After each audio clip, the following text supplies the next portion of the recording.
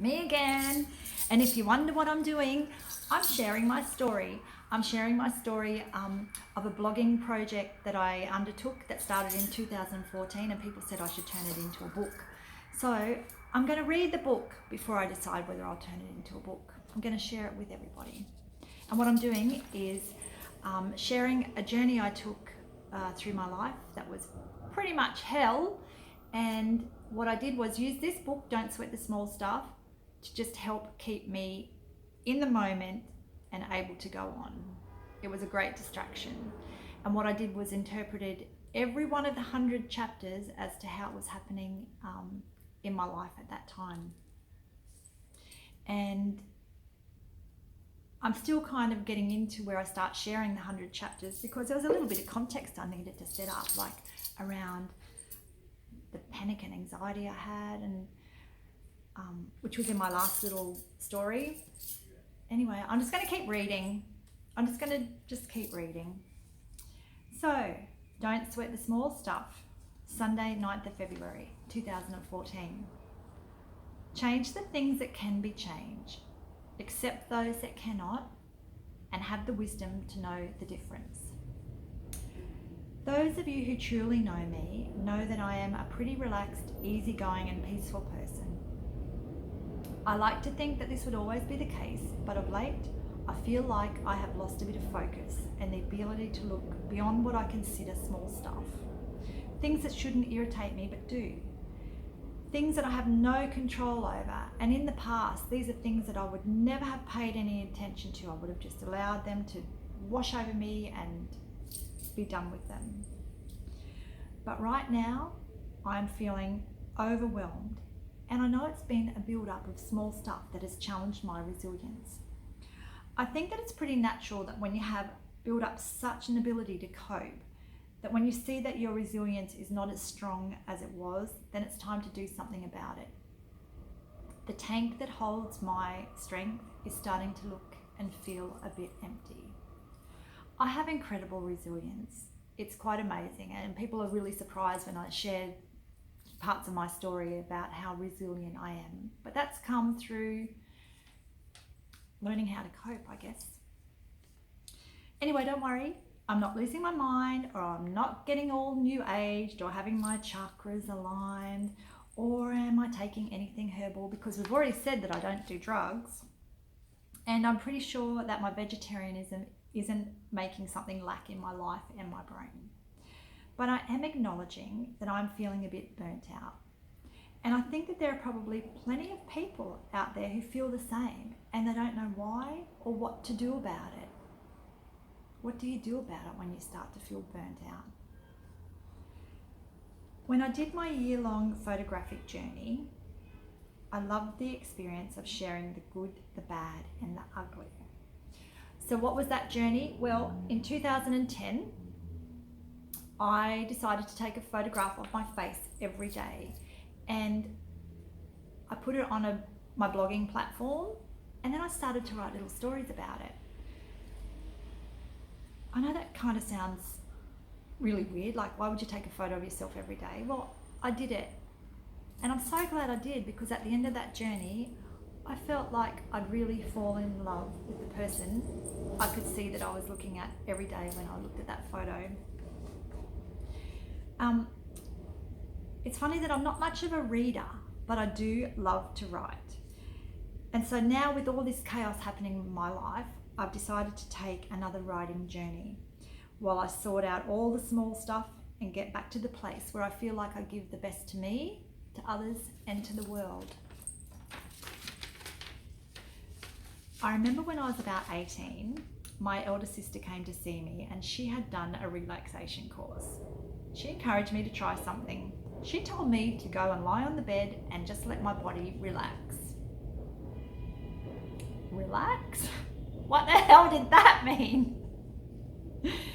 She told me to just lie there and imagine that my body was heavy, and to let it feel like it was falling through the floor.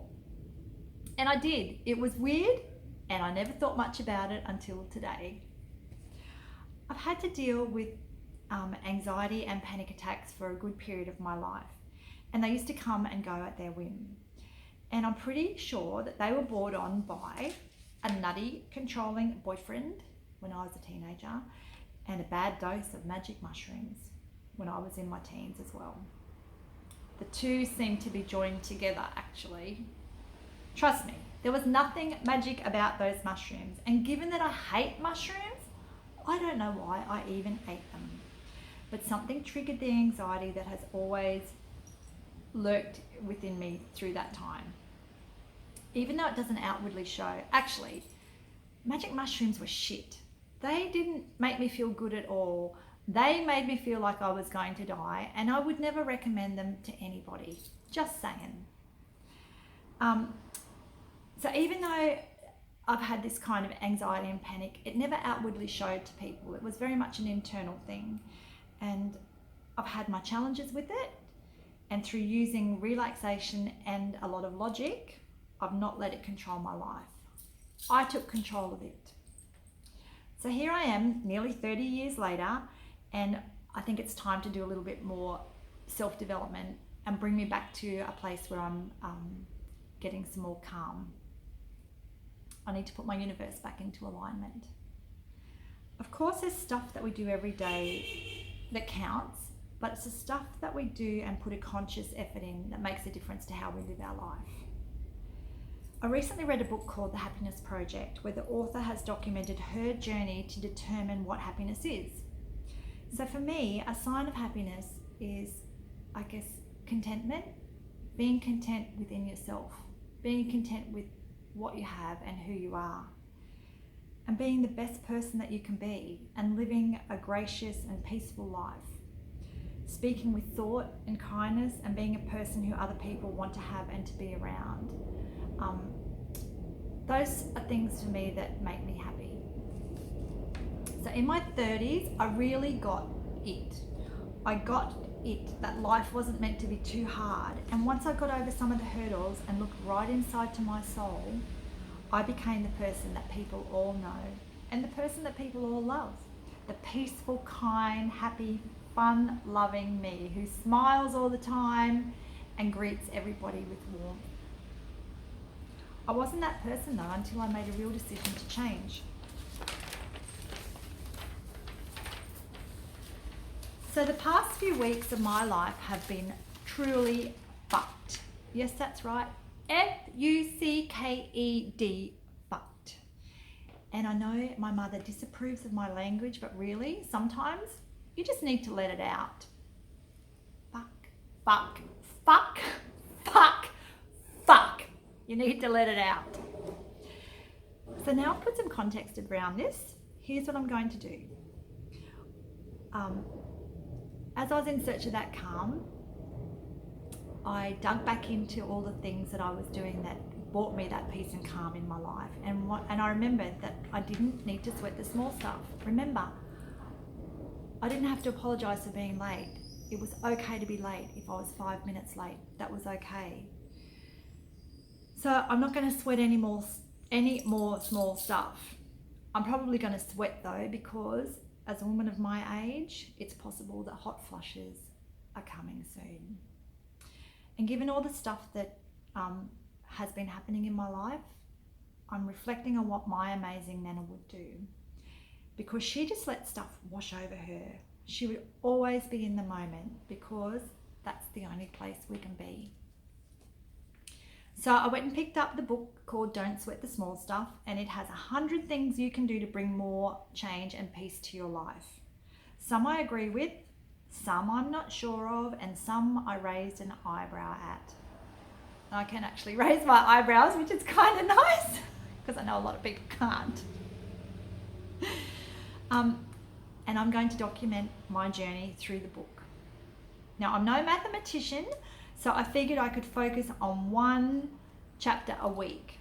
But crap, once I did the sums, it would take 100 weeks for me to finish that writing project.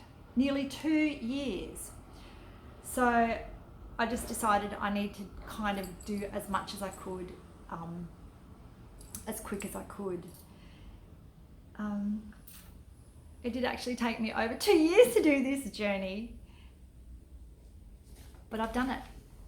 Anyway, I'm going to put this one down and share with you the next part of my journey, where I actually get into the book. We're getting into the book and what happened in the book. Stay tuned